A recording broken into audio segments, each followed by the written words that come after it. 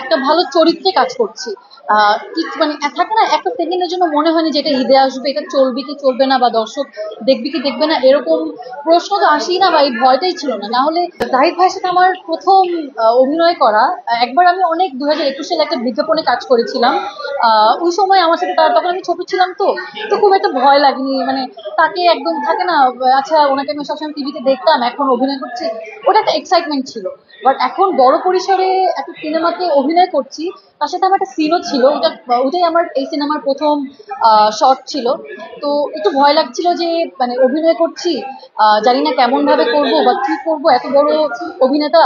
কিন্তু আসলে উনি এত আপন করে নিতে পারে, উনি এত স্নেহ করে, যার কারণে কোনো ভয় বা সংশয় কাজ করে না।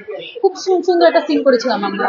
এই আর কি, আরো বড় বড় অভিনেতা আছে এই সিনেমাতে, তো সবার সাথে আসলে স্ক্রিন শেয়ার করা না হলেও জানতাম যে সবাই খুব ভালো পারফর্ম করবে, নিজেরও একটা ভালো পারফর্ম করতে হবে। সবাই একসাথে বসে আমরা সিনেমাটা দেখেছি, আর সিনেমা শেষে যে জোরে যে করতালিটা শুনতে পেরেছি, ওইটা মনে হচ্ছে যে আমাদের উৎসবের একটা সার্থকতা। তো এটা একটা অন্যরকম এক্সপিরিয়েন্স ছিল, খুব ভালো লাগছে।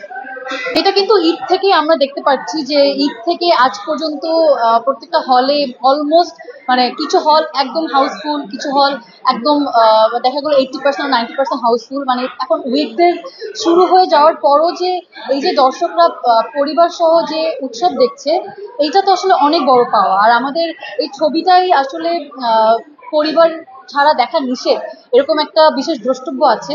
তো এটাও যে অডিয়েন্সরা বা দর্শকেরা যে এটাকে একদম থাকে না কড়াকড়ি ভাবে এটা মানছে, তো এটা খুবই খুবই ভালো লাগে।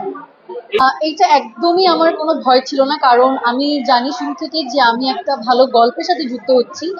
আসলে এই সিনেমাটা আমি একদম শুরু থেকে কোনো কিছু না ভেবে করেছি, একটা ভালো গল্পের লোভে, একটা ভালো চরিত্রের লোভে। এই লোভটা আসলে সামলাতে পারিনি দেখি উৎসবের সাথে যুক্ত হওয়া। আর যেখানে অন্যান্য অনেক সিনেমাই আছে, সবকিছুর থেকে একটু উৎসবটা ভালোই ডিফারেন্ট। এটা একদম পারিবারিক ছবি, একদম সামাজিক ছবি।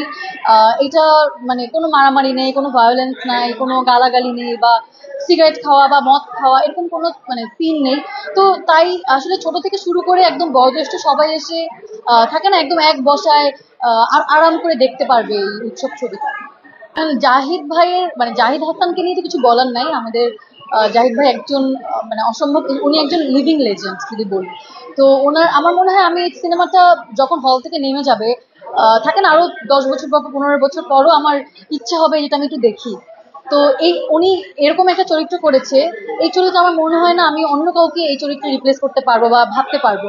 তো উনি একদম অসম্ভব একজন গুণী অভিনেতা, ওনার অভিনয় অসম্ভব অসম্ভব ভালো লেগেছে, একদম মনে দাগ কেটে দিয়েছে। জাহিদ ভাইয়ের জন্য হলো আমি এই ছবিটা আরো 100 বার দেখতে পারবো, শুধু আমি না, আমাদের অনেক দর্শকরাই সেম কথা বলেছে।